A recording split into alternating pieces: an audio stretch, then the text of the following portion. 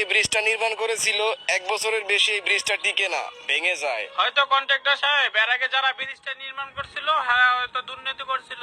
সাইদুল, তুমি কেমন দুর্নীতির কথা বলতেছো? হয়তো তারা টাকা খাওয়ার জন্য 2 নাম্বার জিনিস ব্যবহার করছে। আর ওইসব চিন্তা ভাবনা ছাড়েন, ব্রিজটা তো নির্মাণের প্রায় শেষের দিকে। খুবই চিন্তা আছে, ব্রিজটা 5 বছরের নামে কন্ট্রাক্ট নিয়েছি, এর মধ্যে যদি এই ব্রিজটা ভেঙে যায় তাহলে 1 টাকাও দিবে না।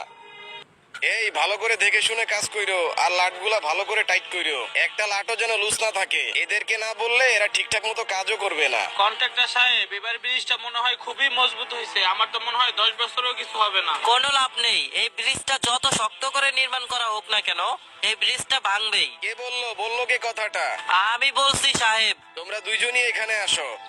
তুমি যে বললা ব্রিজটা আবারও ভেঙে যাবে, তুমি কিভাবে এত শির করে বলতে পারো ব্রিজটা ভাঙবে কি ভাঙবে না? সাহেব আপনি তো জানেন এই ব্রিজটা আগেও বহুবার নির্মাণ করা হয়েছে ভালোভাবে, কিন্তু এই ব্রিজটা কিন্তু টিকে নাই, বারবার ভেঙে গেছে। আমার কাছে মনে হয় কি সাহেব, এই ব্রিজের নিচে কোনো দৈত্য বসবাস করে। যদি অল্প বয়সের কোনো ছেলের মুন্ডু কেটে এই ব্রিজে দেওয়া যেত তাহলে হয়তো এই ব্রিজটা ভাঙা বন্ধ হয়ে যেত।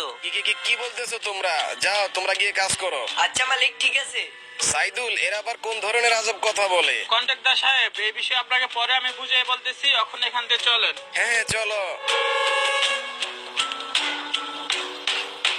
আমার কাছে কন্ট্রাক্টর সাহেব মনে হয় ওই কর্মীরা ঠিকই বলছে, ওই ব্রিজে কোনো ভয়ানক দৈত্য বা দানব আছে। কি বলতেছো, ওইখানে দৈত্য বা দানব আছে? তাহলে এখন কি করা যায় সাইদুল? ওইটাই করতে হবে যে কথাটা কর্মীরা বললো। আর তাছাড়া আমি অনেক আগেই শুনছি এই ব্রিজের নিচে ভয়ানক দৈত্য বা দানব আছে, আর ওই দৈত্যগুলোকে নাকি অল্প বয়সের ছেলের মুন্ডু খেতে দিলে নাকি ওই ব্রিজ ভাঙা বন্ধ করে দেয়। এই ব্রিজটা যদি এবারও ভেঙে যায় তাহলে অনেক বড় লস হয়ে যাবে, আর আমার নামও খারাপ হয়ে যাবে। সাইদুল, তুমি যেভাবেই পারো একটা মুন্ডুর ব্যবস্থা করো। আমার এমন মানুষের সাথে হাত আছে যাদের কিছু টাকা দিলে একটা মুন্ডুর ব্যবস্থা করে দিতে পারবে। তাহলে কালকের ভিতরেই একটা ব্যবস্থা করো।